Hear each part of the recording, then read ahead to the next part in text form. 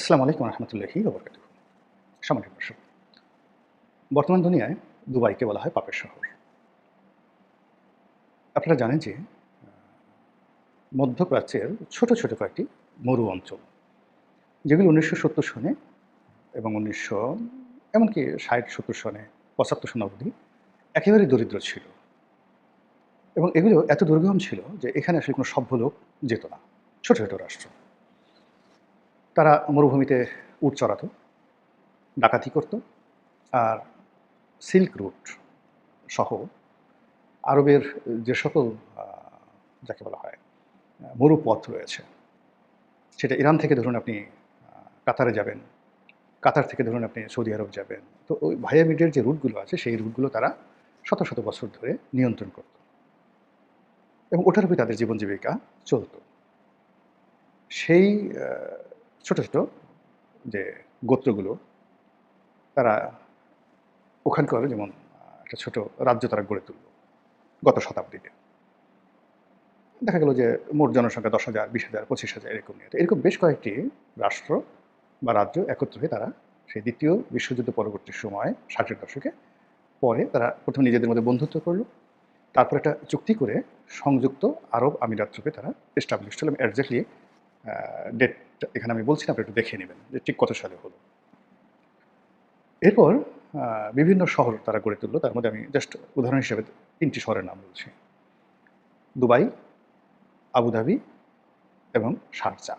এই ৩টি শহরের নাম বলে দিচ্ছি। এখন এই যে এই শহর কেন্দ্রিক একেকটি রাজপরিবার আছে সেখানে। আর সেই রাজপরিবারগুলো একটির সাথে আবার আরেকটা বন্ধন হয়ে এই সংযুক্ত আরব আমিরাত তারা গড়ে তুলেছে। তাহলে আসলে দুবাইতে যা কিছু ঘটে, আবুধাবিতে তা ঘটে না। আবুধাবিতে যা কিছু ঘটে শারজাতে ঘটে না। এর কারণ হলো ওখানকার রাজপরিবার আসলে কী করে তার উপর নির্ভর করে। তো ডেভেলপমেন্টের ক্ষেত্রে, বিল্ডিংয়ের ক্ষেত্রে, বিলাসিতার ক্ষেত্রে মধ্যপ্রাচ্যের যে কোনো বড় বড় দেশ বা শহরের মতোই এই সংযুক্ত আরব আমিরাতের সবগুলো স্টেট বা শহর তারা ধনী হয়ে গেছে তেলের কল্যাণে। তাদের আইনকানুনও ভিন্ন, কিন্তু দুবাই নামক যে শহরটি রয়েছে, সেই শহরটি নানা কারণে মশহুর। ইতিবাচক দিক হলো ট্যাক্স ফ্রি, আইনশৃঙ্খলা খুব ভালো। এখানে ইউরোপ আমেরিকার যে সকল যে সুযোগ সুবিধাগুলো রয়েছে সব এখানে অ্যাভেলেবল। ভালো স্কুল, ভালো কলেজ, ইউনিভার্সিটি, হাসপাতাল সব কিছু আছে। এবং একই সঙ্গে তারা যে কাজটি করেছে, সারা দুনিয়ার যত সব নষ্টামি রয়েছে, যেমন রাশিয়াতে যারা যায়, মস্কোতে যারা যায় সুন্দরী মেয়ের জন্যে, ম্যাকাওতে যারা যায় ক্যাসিনো খেলার জন্যে, ইন্ডিয়ানা, আমেরিকার যে ইন্ডিয়ানা আছে সেই ইন্ডিয়ানাতে যারা যায় ক্যাসিনোর জন্য, হলিউডে যারা যায় যে কাজের জন্য, ঠিক বা হংকংয়ে যারা আসে, মানে সারা পৃথিবীর যত অ্যামিউজমেন্ট রয়েছে, বিনোদন রয়েছে, বিকৃত যৌনাচার রয়েছে, তারপর টাকা খরচ করার যতগুলো উপায় রয়েছে সবগুলো এই দুবাই শহরে তারা জড়ো করেছে। ফলে এখন পৃথিবীর সকল চোরদের জন্য, টাউট, বদমাশ, গুন্ডা, ব্যবসায়ী, মানে এক্সট্রিম পর্যায়ের সব মানুষদের জন্য এটা হয়ে গেছে একটা এমন একটা শহর। এরকম শহর পৃথিবীতে দ্বিতীয়টি নেই। ইউরোপে একটা ছোট্ট শহর আছে মোনাকো, একটা রাষ্ট্র, এটা একটা রাষ্ট্র, ওই শহর কেন্দ্রিক। ওখানে সবচেয়ে যাকে বলা হয় ধনী লোকেরা সেখানে গিয়ে থাকে, তারা তাদের মধ্যে সেখানে যা ইচ্ছে তাই করতে পারে। কিন্তু দুবাইতে যেটা সম্ভব আর ওয়াইড রেঞ্জে, এটা মোনাকোতে সম্ভব নয়। তো এই জন্য দুবাইকে বলা হয় পাপের শহর। এখানে এখন দাসত্ব প্রথা চালু হয়েছে। এখানে মানুষের মাংস খাওয়া যায়। এখানে অ্যাপিস্টিনের যে বিকৃত যৌনাচার, এটা সম্ভব। এখানে পৃথিবীর যে কোনো দেশ থেকে মেয়েদেরকে কিনে নিয়ে ওখানে নাচ গান করানো যায়, সেখানে বাইজিগিরি করানো যায়, সব কিছু সম্ভব। এজন্য এটার নাম হয়েছে পাপের শহর। এই যে পাপের শহর দুবাই, এরকম শহর পৃথিবীতে বিভিন্ন সময় হয়েছে। একসময় বাগদাদ, যে চেঙ্গিস খান হালাকু খান যে করলো, সেই বাগদাদও এইভাবে পাপের শহর হয়ে উঠেছিল আব্বাসীয় খিলাফতের শেষ জামানাতে।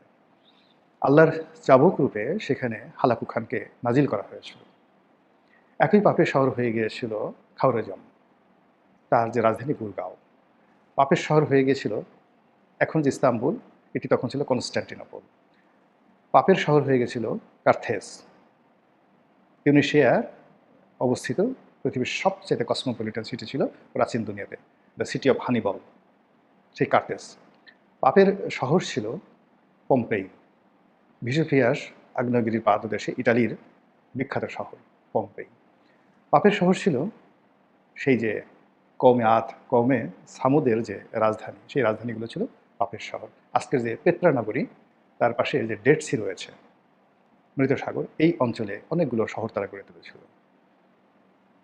আল্লাহ রাব্বুল আলামিন বিদেশি শত্রু দ্বারা, যুদ্ধ দ্বারা, মহামারী দ্বারা, কখনো কখনো জিব্রাইল ফেরেশতা দ্বারা গজব নাজিল করে মাটির সঙ্গে মিশিয়ে দিয়েছে এই পাপের শহরগুলো। তদ্রূপ এই জমানাতে, এই যুগের যে পাপের শহর দুবাই যেভাবে জ্বলছে, যেভাবে দুবাইয়ের সব কিছু তছনছ হয়ে যাচ্ছে, এই দুবাই কি আগামীতে একটি পম্পেই হবে? কিংবা এই দুবাই কি আগামীতে একটি নিষিদ্ধ নগরী, পরিত্যক্ত নগরীতে পরিণত হবে? এই পরিস্থিতি তৈরি হয়ে গেছে ইরান এবং আমেরিকার যুদ্ধে। তারা এখন বন্ধুহীন। আমেরিকার সঙ্গে তাদের সম্পর্ক খারাপ হয়ে গেছে।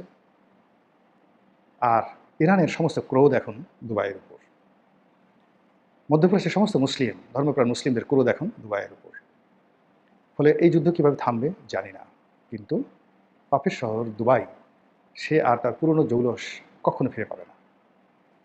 এখানে যারা পুঁজি বিনিয়োগ করেছিল, ইতিমধ্যে তাদের সর্বনাশ হয়ে গেছে।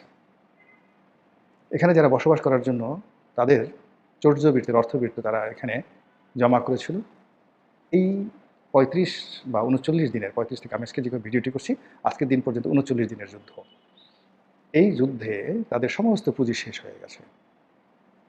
যে সকল বাড়ির, আমাদের বাংলাদেশের এক দুর্নীতিবাজ এর ফ্যামিলি সম্পর্কে আমি জানি, দুবাইতে থাকে। প্রতি মাসে নাকি তার ২০ লাখ টাকা শুধু বিদ্যুৎ বিল আসে। যে বাড়িতে থাকে অন্যান্য খরচ বাদ, ২০ লাখ টাকা বিদ্যুৎ বিল আসে।